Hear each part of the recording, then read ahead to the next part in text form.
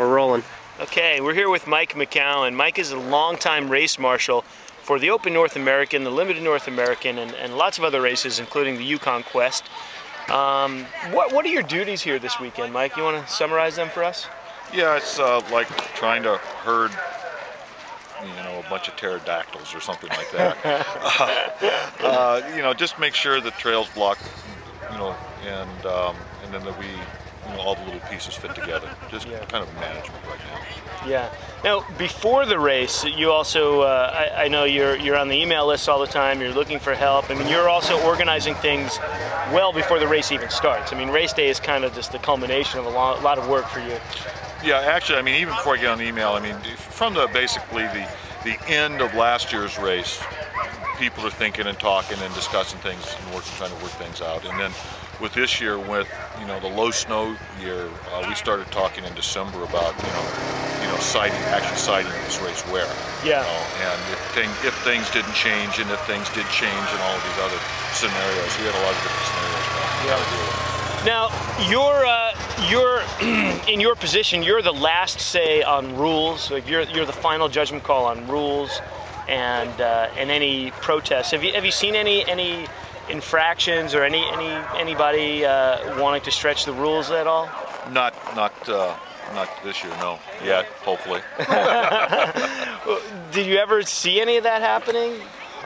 What I try to do is I try to walk around and just sit back and watch the drivers basically during the pre-race periods and stuff. And if I see anything that concerns me, I'll go up and approach them at that time and ask them their intent. And if they tell me, then I'll explain either yay or nay or what they can do to make it legal at that point. Yeah, and these are all really professional drivers here, so you don't get people who don't. I would imagine you rarely get people who don't know the rules or anything like that. Right, and during the drivers' meeting, I go through the rules with them, and I always end the meeting, that portion of the meeting with that.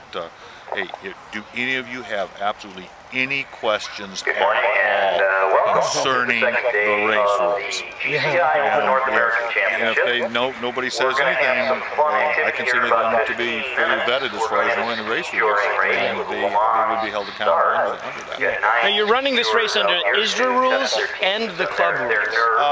Primarily the ISDRA rules. The only club rules that really would apply would be the drug testing and procedures. Yeah. Are they doing drug testing this weekend? I can't tell you. Now, how long have you been a race marshal? There's pictures on the wall there in the club of you. When I was you look a lot younger. Yeah, a lot younger. It has to be what, 20 years? Actually, this is my 29th. 29th year. Oh, this is my 29th year. Wow. Yeah. That's amazing because I'm 29 years old, and that's. Good God.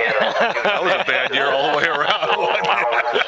I knew you'd have something. We're going to come back for that. How has it changed coming off of the street? I know the street has its own set of headaches for you as a race marshal planning it.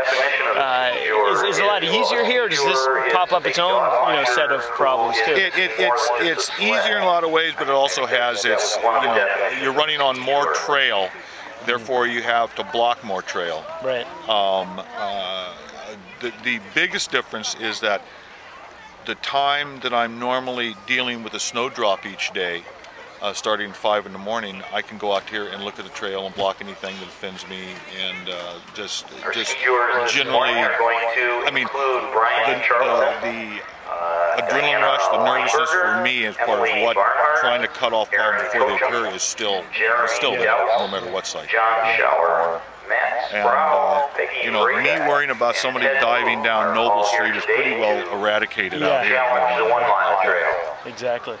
Great. Well, thanks for the time, Mike, and we'll catch up with you later in the weekend. Okay. All right. Take care. You bet.